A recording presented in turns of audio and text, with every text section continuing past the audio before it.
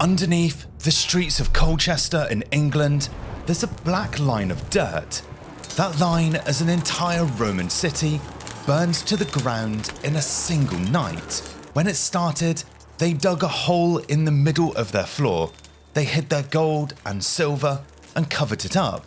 They thought they would come back for it, but they never did. The woman that burned this city was called Boudica. In the year 60 AD, she led a revolt that burned 3 Roman cities off of the map. Colchester was the first, London was the second, and a town we now call St Albans was the third. So we're left with 2 questions. How did Rome, the most powerful empire on earth, lose 3 cities in a matter of months, and the number everyone remembers is the 70,000 dead? Did that really happen? Or is it a number Rome told itself? Hold on to both of these, because the answer to it is buried under the ground, and I promise you, it's stranger than you might think. To understand how it happened, you have to understand how confident Rome was. By the year 60, the Romans had been in Britain for about 17 years. They'd taken the entire south. They built towns and roads and a proper Roman way of life, and they were pushing further every single year. As far as Rome was concerned, southern Britain was won. And of all the moments for it to go wrong, this is the part that gets to me. The Roman governor, the most senior soldier in the entire country, was as far away as he physically could be. He was on the far west coast, on the island of Anglesey, stamping out one of the last strongholds of the Druids.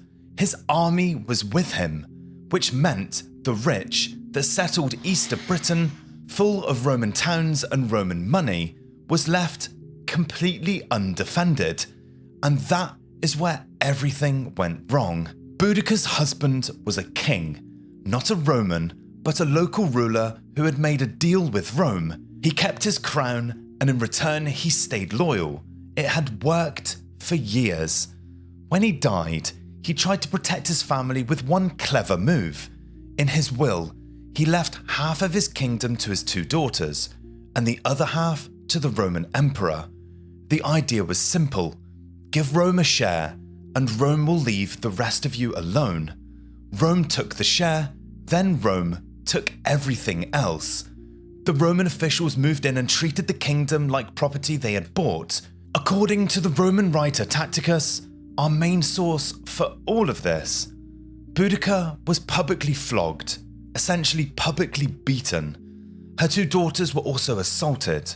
The leading families of her people had their land stripped away, and some of the royal household were sold into slavery. Now, there's an honest complication here, and I'm going to give it to you straight. Here, we have the second Roman account, and it tells the money side of the story instead. It says Roman rulers suddenly called in huge debts all at once and squeezed the region dry. So the Romans themselves remember it 2 different ways. One remembers an abused royal family, the other remembers a financial crisis. And if you ask me, they were probably both happening at the same time. The point is, by year 60, Roman rule in the East had become something ready to catch fire, and it just needed a spark. Boudica was the spark. Here's something legend gets wrong. This was never just one woman's revenge. When Boudica rose up, a neighbouring tribe rose with her. They had their own reasons to hate Rome. Their land had been handed to retired Roman soldiers who threw them out of their own homes and treated them like conquered people. And there was one building they hated more than any other. In Colchester, the Romans had built an enormous temple for the Emperor Claudius. To the Romans, it was a symbol of their power. To the locals, it was a monument paid for with their own money to worship the man that had conquered them. Keep your eye on that temple, because when the revolt came, it's where the last Romans in Colchester would make their final stand. Colchester never stood a chance. It was a wealthy town full of Roman settlers, and it had no walls. When word came that Boudica's army was coming, the most senior Roman official in the region, just sent 200 lightly armoured men to defend it. Nobody dug a ditch, nobody built a big wall. The old people and the children were never sent away for safety.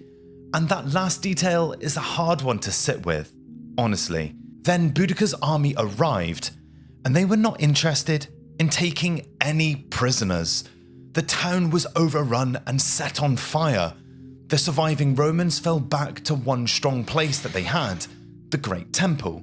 They barricaded themselves inside the stone building at its heart, and they held on. They held for 2 days. On the third day, the temple was stormed, and everybody inside was killed. And this is where the past reaches and touches the present. That temple was so massive that its stone foundations are still here today. When the Normans came to England 1,000 years later, they built a castle right on top of it. If you ever get a chance, go to Colchester Castle, if you're in England of course. You can go down into the vaults and stand on the actual base of the temple where these Romans spent their last 2 days alive. Researching this topic, it comes across very strange, but also quite a powerful thing, that you can go and stand on a floor like that. A Roman legion did try and save the town. Hundreds of soldiers marched to rescue, and Boudica's army ambushed them on the road and wiped out the foot soldiers. The commander escaped with a handful of horsemen. That was the most powerful response Rome could throw at her, and she destroyed it. And somewhere in the ashes of Colchester was that little hole in the floor that we had in the intro to this video, with the gold and the silver hidden inside of it. Whoever buried all of that was now gone. By now, the governor has heard the news, all the way over on the west coast. He turned his army around and raced east, and he got to London ahead of the rebels. London wasn't a fortress, it was a young, busy trading town on the river, full of merchants, and when the government looked at it, he made one of the coldest decisions in Roman history. He worked out that he didn't have enough men to save it.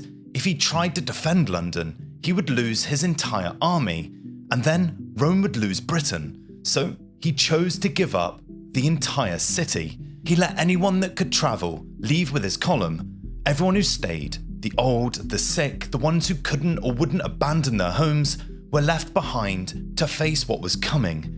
And whatever you think of his decision, that is a heavy thing to do. Then Boudica's army arrived, and London burned, just like Colchester did. You can still find that fire too.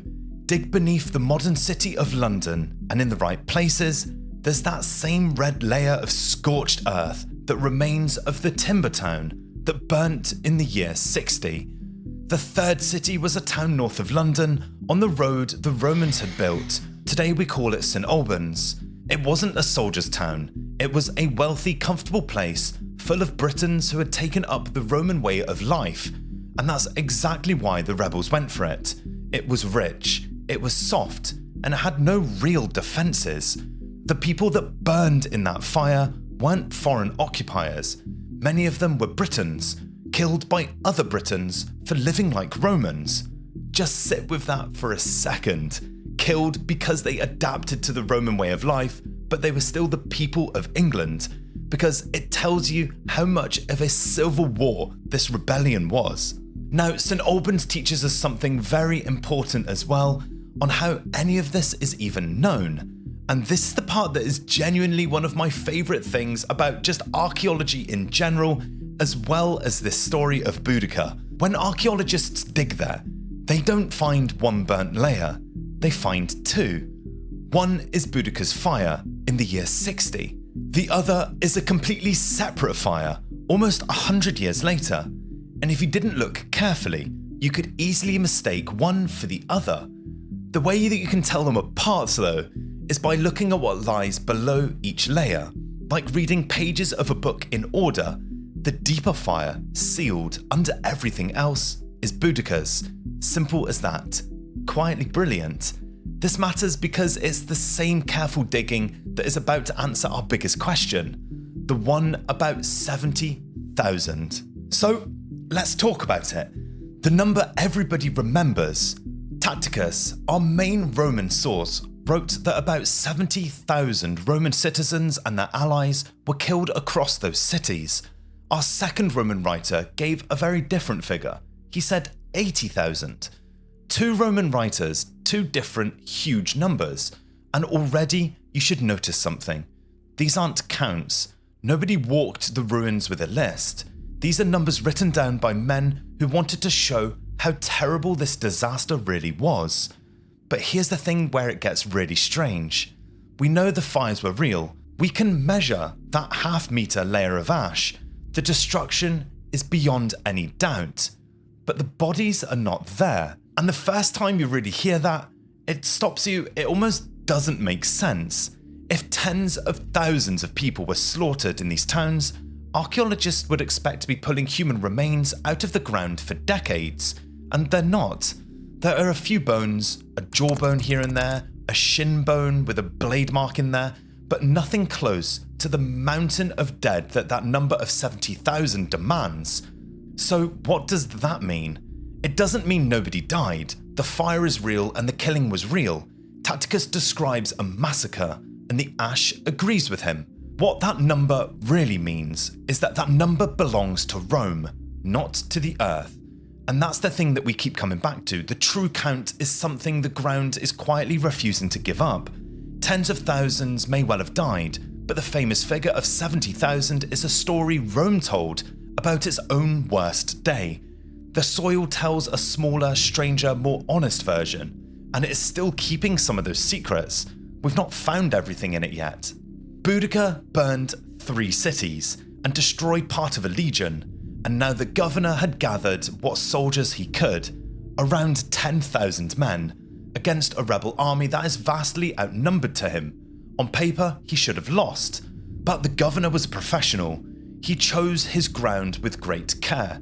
He put his men on a narrow spot with thick forest at their backs, so no one could get around behind them. In front of them was open ground, where the enemy would have to funnel across essentially a killing field. Boudica's army came at them in great mass, so confident in winning that they brought their families along to watch. And I want you to picture that for just a moment. This story just gets more and more insane. They brought their families to watch this fight. They parked their wagons in a long line at the back of the field, and those wagons were about to cost them everything. The Romans held their nerve.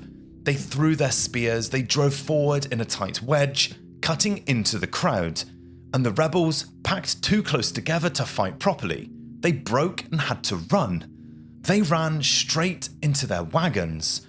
The line of carts that they brought to carry home their loot now sealed their escape off. Trapped against them, the rebel army was completely destroyed. We don't know exactly where this happened. No one has ever found the battlefield. It's out there somewhere under the fields of central England, still hidden. One of the most important battles ever fought on British soil, and we've lost the ground that it was fought on. It still astonishes me after doing all the research for this video that there's so many videos on Buried Earth where we find these battlefields and it proves a massive event in history right, but we haven't found this one. And the next thing your mind goes to is, where's Boudica? Boudica simply disappears from history. Tacitus says she took poison rather than to be captured. Other sources say she fell ill and died and was given a rich, costly burial. 2 endings, both from Roman pens, neither one has been proven. No grave has ever been found of hers, the woman that nearly drove Rome out of Britain, who burnt 3 cities and terrified an entire empire, vanishes at the end of her own story. It's almost poetic. We meet her in fire and we lose her in smoke. You would think that would be the end. Rome smashed, cities in ashes, the entire province in ruins. It wasn't. In the mud of London, archaeologists found something small and astonishing. A thin wooden writing tablet, the kind Romans scratched their notes into. And this one had a date on it. It's a business record. A delivery of 20 loads of goods, moving between two of the cities that Boudica had burned. The date on that tablet was the year 62, and I find this almost funny in a way that's almost a little bit magnificent as well. That's barely a year after the fires. The ash was practically still warm, and the Roman merchants were already back at work, moving supplies between the ruined towns. Rome had been brought to its knees in Britain, and within 1 year, it was quietly and stubbornly back on its feet, trading and rebuilding, as if the entire thing was just one bad season. We don't know Boudica's face. We don't know her daughters' names, or her age, or where she was buried, or even if she was even in that last battle.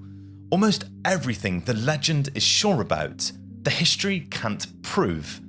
But go back where this all started, dig beneath Colchester and London and St Albans, and it is all still there. The layer of red and black earth, burnt clay and ash from the year 60 AD, when a British queen very nearly ended Roman Britain. The bronze statue in London is just a guess. The flame red hair is a guess. The 70,000 is just the Roman story. But the fire was not. The fire is real, and it's still in the ground under 3 cities, exactly where she left it. And somewhere in that layer, in a small hole burnt into the floor, someone's gold and silver waited almost 2,000 years for owners that never came home, and we found it. And that's it from me, guys. Thank you so much for watching this video on Buried Earth. My name's Joe. On screen right now, 2 videos I think you're going to absolutely love, and I just want to take a moment and say a massive thank you to all the support on the channel recently. We've been getting a lot of views on some previous videos, so much positivity in the comments. Keep it coming. It makes me so happy. I do read every single comment. I'll see you next video, guys.